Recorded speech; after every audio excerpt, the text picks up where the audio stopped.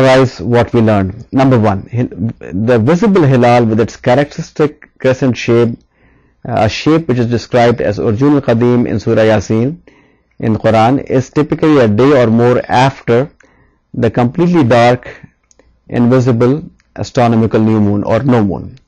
Number two, any place around the earth, usually closer to the equator, can be the point of first visibility of the hilal. Then as we go west of this place, hilal should be bigger and easier to be seen. And often the hilal could be seen in the west before Saudi. Number three, following Saudi announcement for worldwide date is neither Ikhtilaf al-Matala, local sighting, nor Ittihad al-Matala, global sighting, which means follows the first sighting without restricting to Saudi only. And hence it is not a valid Sharia position at all. And this is further obvious from the case where, let's say, California sees the hilal one date before the Saudi, the chances of which are about 45%, and clearly you can't ask California to ignore its own sighting and wait next day for Saudi sighting. Number four, Ittihad al-Matale or single horizon or global sighting would be valid if the earth were flat, but because of the spherical shape of the earth, it is impossible to follow, let's say, California sighting in Indonesia, which is already next day afternoon at the time of California sunset.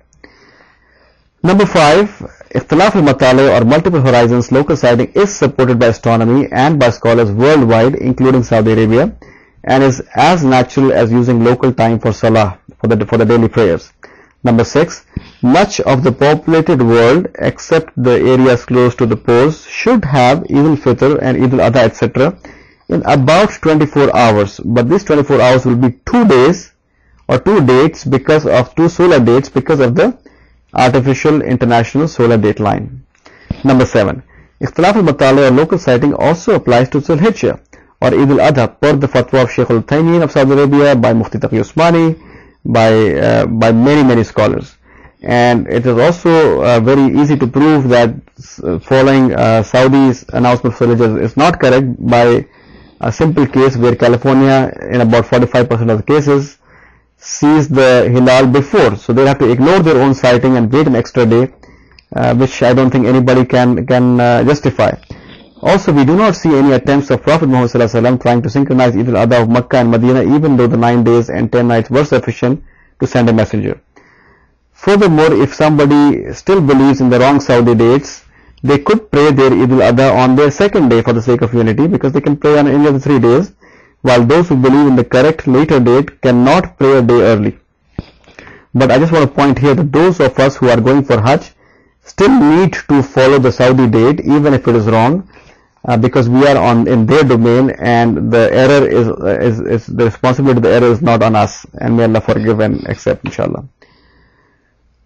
Let's continue. Number 9, UmmUlQura calendar is a very simplistic calendar. It's ahead of Hilal visibility. It's meant for civil use, but does set the expectation of the people and hence promotes errors in the religious dates as well. So King Abdulaziz Sedi for Science and Technology should be asked to update it to reflect the current best models such as ICOproject.org. And the single biggest factor in Hilal visibility is not the age of the moon nor the sunset-moonset lag. In fact, the single biggest factor is the angular separation between the sun and the moon at local sunset. It must be at least a Danjan limit. So at the very minimum, UmmUlQura calendar should be updated to reflect the Danjan limit.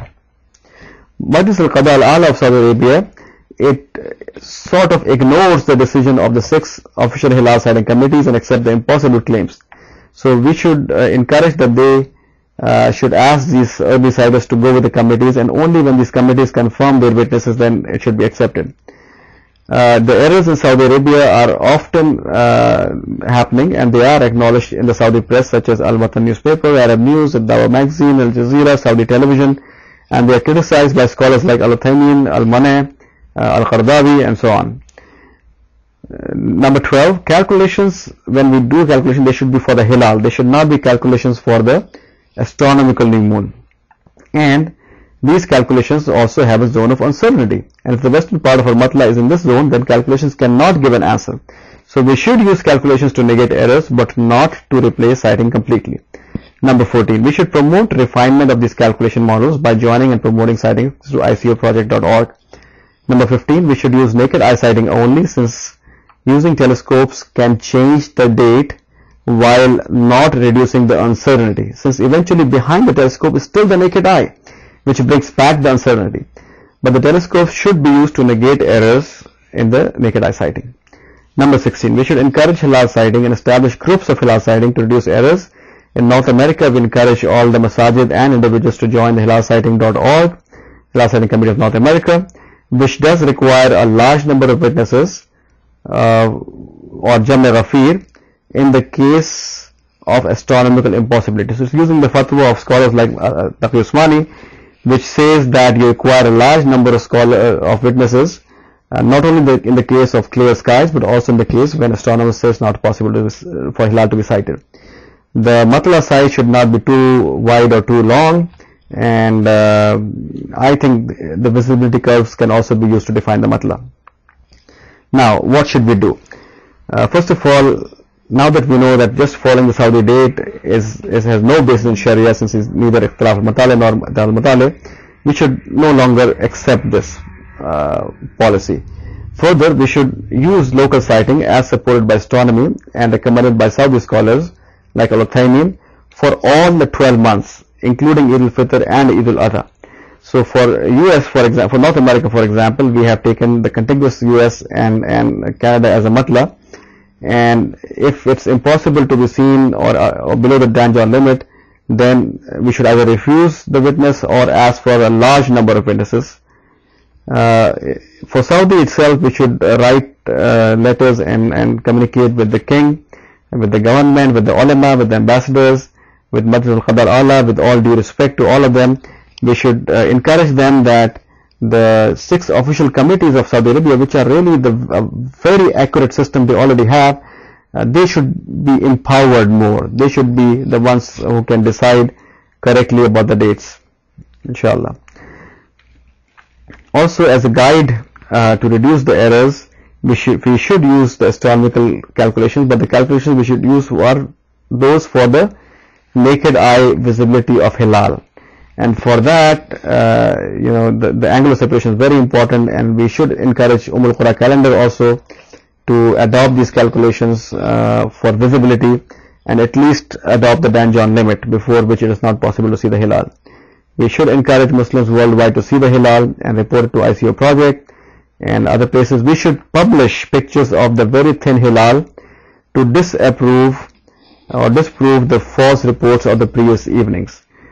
We should continue efforts to educate with wisdom, but those going for Hajj should still follow the Saudi dates, and the error is inshallah not on them.